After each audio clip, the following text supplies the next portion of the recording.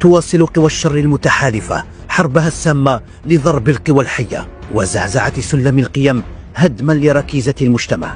فالجزائر اليوم تواجه أكبر حملة لإغراقها بالمخدرات بكل أنواعها ومن كل الجهات.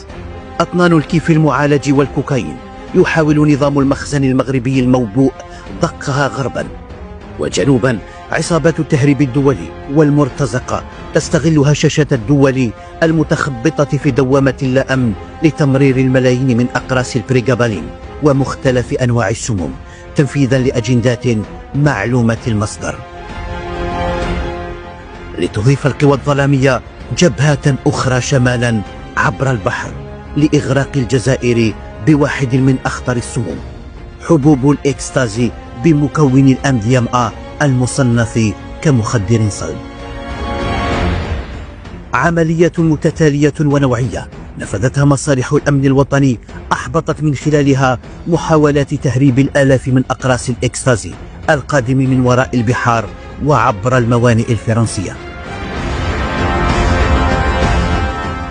واليوم نشهد أكبر عملية حجز لحبوب الإكستازي في القارة الإفريقية ومن أكبرها في العالم، أين تمكنت شرطة مستغانم وفي عملية واحدة من ضبط 1,650,000 قرص من الإكستازي بقيمة تسويقية فاقت 400 مليار سنتيم. هذه العملية النوعية الاستباقية جاءت بعد تمكن عناصر فرقة البياري من فك شفراتها المعقدة وضبطها عند وصولها، والبداية بعمل استعلاماتي.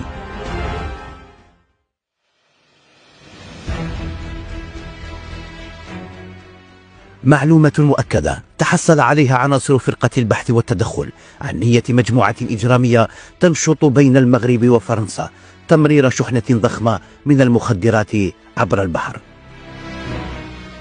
هذه الشاحنة جابت شوارع الشانزليزي متجهة إلى ميناء مارسيليا وتجاوزت كل الحواجز ونقاط المراقبة المدعمة بأجهزة الفحص بالأشعة لتصل إلى السفينة المتجهة إلى ميناء مستغانم. ومع وصولها إلى الميناء تبين أن المركبة مزروعة وسط عشرات المركبات المستوردة من ذات النوع والصنف، ليبدأ تحدي جديد لاكتشافها والإطاحة بعناصر الشبكة التي كانت تنتظر الفرصة والإعاز لاستلامها. وبعد مراجعة البيانات تم الاشتباه في هذه الشاحنة ذات الترقيم الفرنسي، وبالتنسيق مع مصالح الجمارك تم عرضها على نظام فحص المركبات بالأشعة.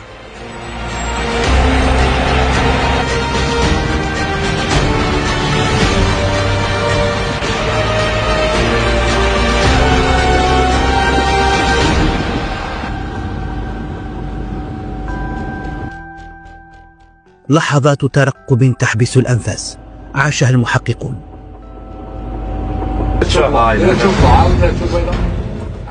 لتكشف الصورة عن وجود مواد مخبأة أسفل مقاعد الشاحنة وفي كل تجاويفها، ليتم تحويلها لإخضاعها للتفتيش الدقيق.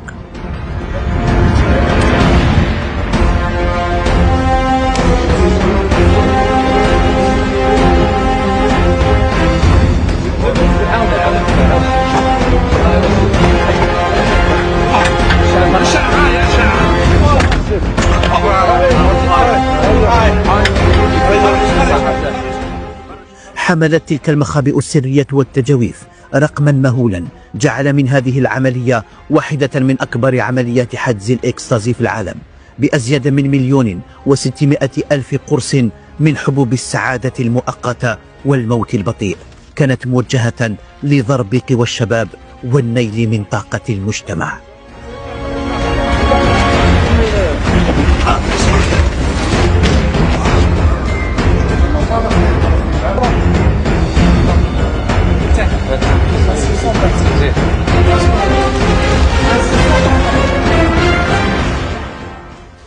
لتقع بين أيدي عناصر البياري الذين وصلوا الليل بالنهار للترصد لها والوصول إليها وتحييد خطرها القاتل.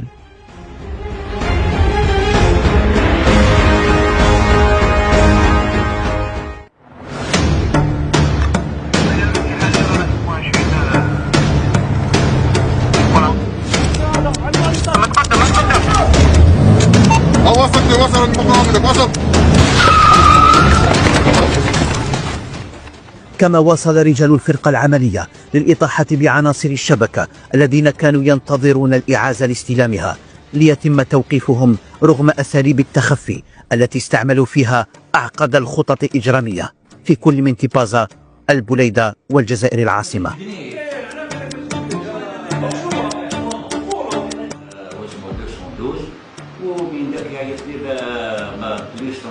التحقيقات والتحريات التقنية أكدت تنسيقهم مع أفراد الشبكة المتواجدين في الخارج الذين تواصلوا معهم بأرقام مغربية وفرنسية للتحضير لاستلام وتوزيع شحنة السموم وتبييض أموالها بعد البيع. والدموع اليوم لن تجدي نفعها.